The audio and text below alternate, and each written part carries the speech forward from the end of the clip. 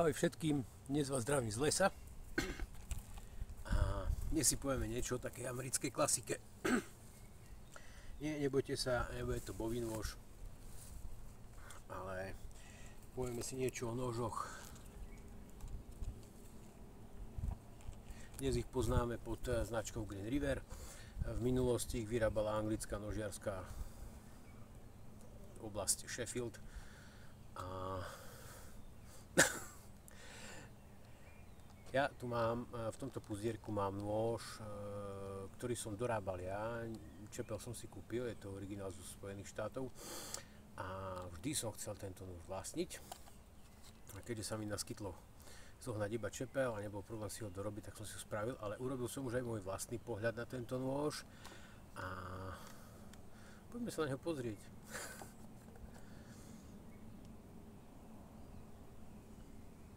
Neviem, či tu z druhej strany tu tam uvidíte Russell Green River.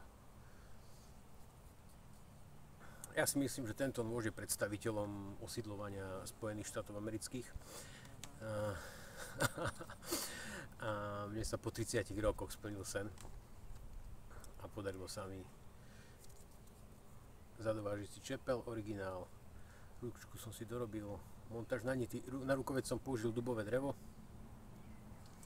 pretože tento nôž väčší luxus nepotrebuje a musím povedať, že som s ním už zbúral 4 králikov, išlo to geniálne, fantasticky.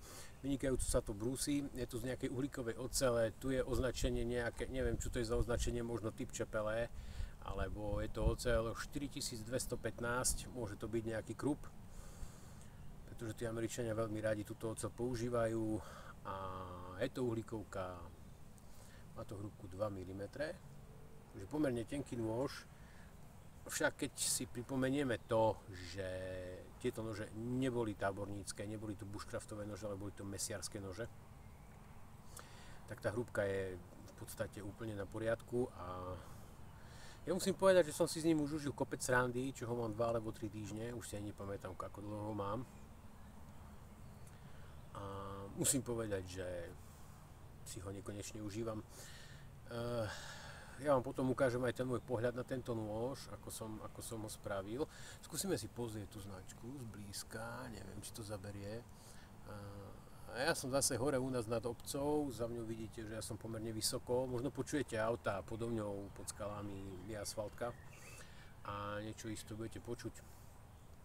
No a tu ja neviem fungovať postojačky, pretože tu je skalnatý podklad a taký hrboľatý, že to neustojíš tu na. Tak som rád, že mám kde sedieť a vy ste prichytení gumou ostrom.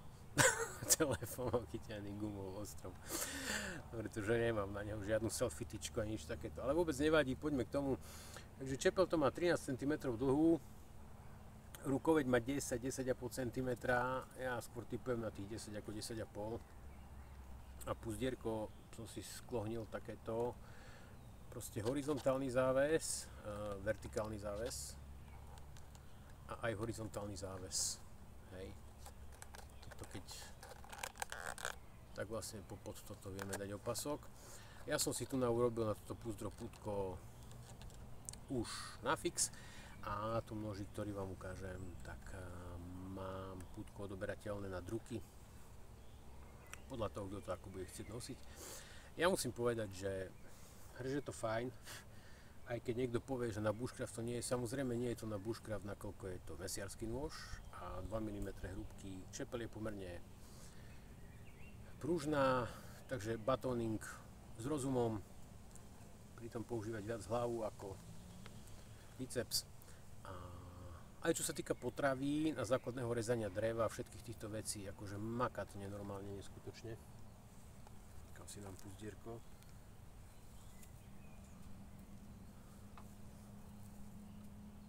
Úplne zľahka. Jak to máte 2 mm hrúbky a vysoký plochý výbrus, vidíme tu na rýkasko, vysoký plochý výbrus, tak je to veľmi agresívne do rezu a mňa to nekonečne baví. môžeš aj zabrať, to vidíš.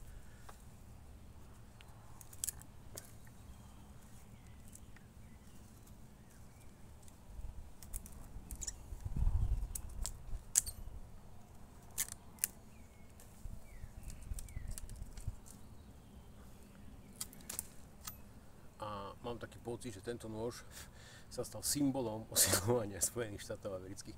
Môžem si to len myslieť, alebo vyrobený v obrovskom množstve, či už fabrikou Sheffield v tých prvých rokoch, alebo potom samotnou fabrikou, tuším, Green River.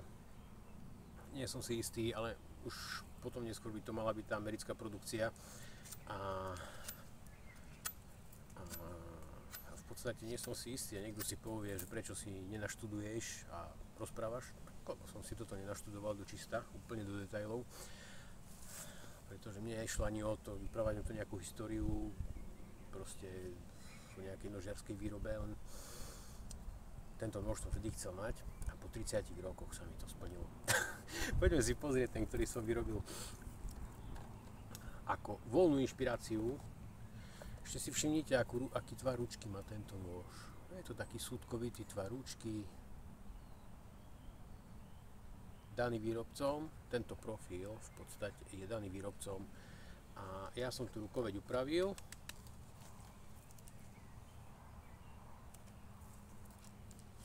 A tu už je to spomínané pútko na vertikálne nosenie, odopneš, dáš dole a toto vieš použiť na horizontálne nosenie. Prevlečieš tu nejaký 4 cm opasok, nie je zase veľmi hrubý, nakoľko výška samotného púzdra je možno 50 mm, máš tam nejaké nity a ja používam sám osobne platené opasky štandardného rozmeru, takže ti prechádzajú úplne bežne. Tie tým prejdú bežne, takže ja som tu neriešil nejaké iné očko. Samozrejme púzdro zase nitované, 3,5 mm koža. Poďme sa pozrieť, ja s týmto nožom, no a tu je môj pohľad na Green River. Sú tam markantné rozdiely. Rukoveď mám dlhšiu cirka o 9 mm, ako má originál, aj tvar a profil rukovete mám iný. Čepel som zachoval 13 cm, ale pozrime si na špičku a na prechod k špičke. Ja tu mám ostrý uhol, proste hranka je tu je vrchol a ten pôvodný Green River, ja ho vyberem, ten tam má oblúk, vidíš to? Tam nie je hrana.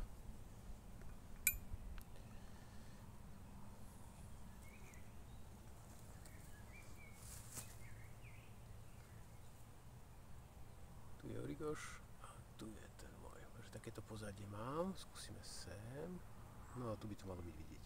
Vidíš, tento má oblý vrch a tento má hranu. Dobre, ja si tento môj odložím. Dúfam, že mi sa nepríde žiaden macík. A premiérové rezanie týmto môjim nožom. Ďalej, aby som vám prezradil, ja som volil hrúbku 3,5 mm v chrbte, nie dvojku, a takisto vysoký plochý výbrus z oboch strán. Vysoký plochý výbrus z oboch strán, aby sme sa troška držali tej tradície, ale keďže my sme národ batonérov a batonistov a ľudí, ktorí radi štiepu, tak tá 3,5 predsa len dá tej čepeli väčšiu pevnosť, síce zniží pružnosť, ale aj lepšie rozštiepy. Zase samozrejme treba použiť pri batoningu hlavu, nie toto, pretože všetko má svoje limity. Ale toto ešte ide do silového rezu ešte lepšie ako tá 2 mm čepel, čo som nekonečne prekvapený. A to asi len z toho dôvodu, že ten hrubší chrbát lepšie štiepe. No áno, vidíš to?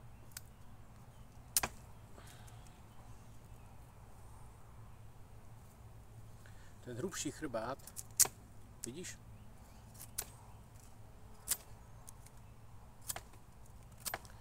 Ten hrubší chrbát pri vniknutí do dreva, proste to drevo ti otvorí. Nie je to tam splihlé, ale on sa to krásne otvorí a sám si videl, ako to reže. Ja mám aj ostrú hranu,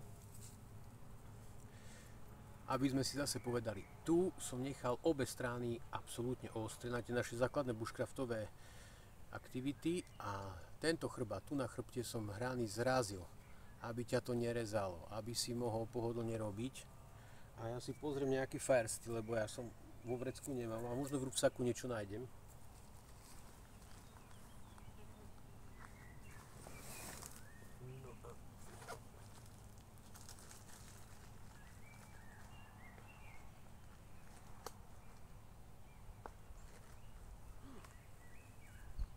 Ja nebudem tu škrábať smolné drievko, pretože máme sucho a som v lese, ale skúsme v podstate.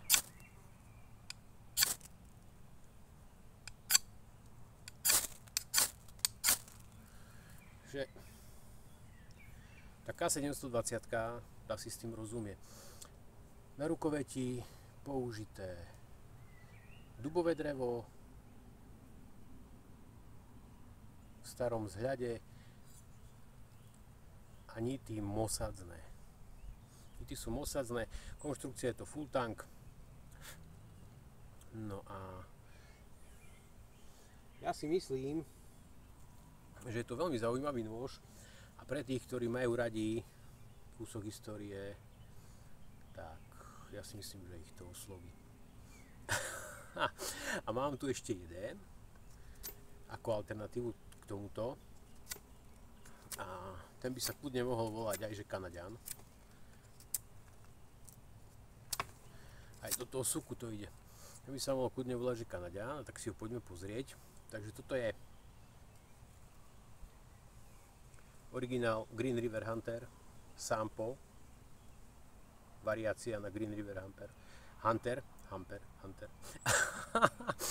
A poďme si pozrieť toho mojho Kanaďana, ktorý je inšpirovaný takzvanými belt knifemi alebo tými nesmukoidnými nožmi. Zase, aby bolo jasné, puzdierko je nitované, má ten starý štýl.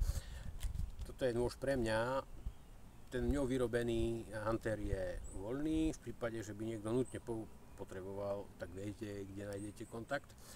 A keďže mne došli druky, tak ja tu už mám kombináciu odnímateľného pútka v podstate na hríbik a na jeden druk. Prídu mi druky, vymením. No a poďme sa pozrieť na toho môjho Kanaďana.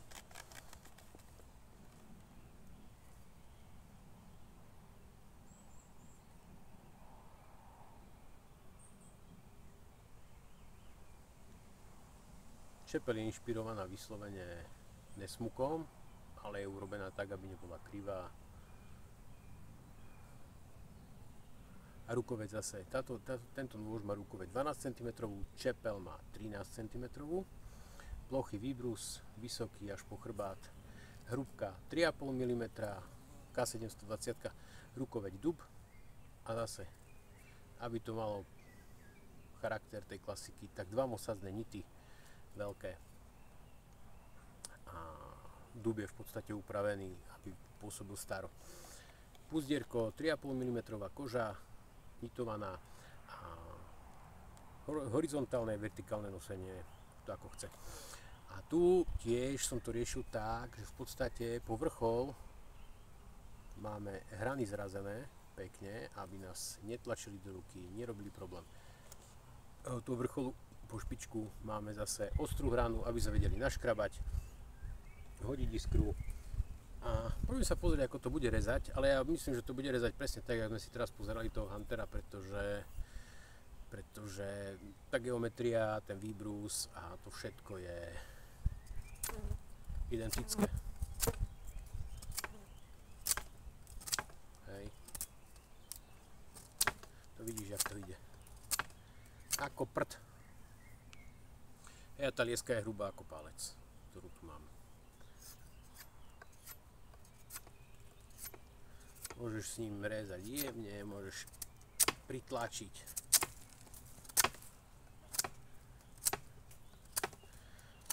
všetci riešime nejakú tvrdosť ocele a ja vždy sa snažím to robiť. Nakoľko jednak tá K720 funguje lepšie pri 58 rokoch ako pri 60. Čo sa týka brúsenia a údržby, ale má nenormálne dlhú výdrž, čo sa týka toho, že drží ostrie aj pri tej nižšej tvrdosti, tak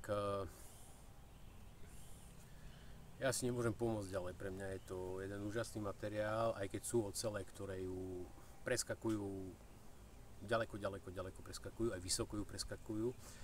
Na druhej strane však je to oceľ jednoduchá, údržbu vyžaduje, pretože je uhlíkovka. Aby som nezabudol, tak v podstate ja mám na týchto mojich modeloch, na tomto Canadianovi a na tom Hunterovi sú čepele leptané. Vytvoril som tú oxidačnú vrstvu leptaním len z toho dôvodu, že má to taký lúpežnickejší charakter. Poďme sa pozrieť, ako nám to. A dúfam, že to nič nechytne horieť. Hej, ono to funguje fantasticky. Batóniť s tým nebudem, zvládne to, len hovorím, vždy je treba pri tom batóningu používať viacej tu, ako tu. A v podstate nôž ti bude slúžiť koľko chceš. Keď sa ho budeš normálne starať, venovať sa mu a budeš ním normálne slušne pracovať. Nebudeš to prasiť. Decka. A ja si myslím, že takéto dlhé video sme už dávno nemali. Ja sa chystám si tu urobiť ešte nejakú pohodičku, dám si nejakú cigárku možno si urobím nejaké kavčo alebo čupinu. To je také otázne, pretože dneska je tu dusno nekonečne a hmyzuje vtierneho a vtieravého prišerne veľa. Musím tu sedieť, pretože na takom hrbolatom podklade som, že by som to neustál a dúfam, že zvuk bude dobrý, že ma budete dobre dostatočne počuť.